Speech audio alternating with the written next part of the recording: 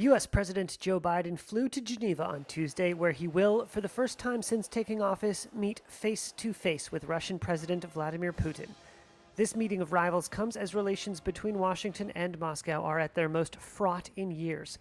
But both leaders say they hope the summit at a Swiss villa can lead to a stable and predictable relationship between the two powers.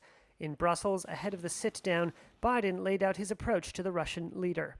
I'm going to make clear to President Putin that there are areas where we can cooperate if he chooses. In an interview with NBC News, Putin held out the possibility the two nations could find areas of agreement. We have a bilateral relationship that has deteriorated to what is the lowest point in recent years. However, there are still matters that need a certain amount of note comparing, identification, and determination of mutual positions so that issues of mutual interest can be solved more effectively to the benefit of both the United States and Russia. Despite cautious optimism, expectations for a major breakthrough are low. But I'm not looking for conflict with Russia, but that we will respond if Russia continues its harmful activities. The U.S. blames Russia for election interference and cyber attacks on American businesses. The White House accuses the Kremlin of military intervention in Ukraine, where Russian-backed separatists battle forces loyal to American allies in Kyiv. And Biden has criticized Putin for allegedly poisoning and then jailing the Russian dissident Alexei Navalny.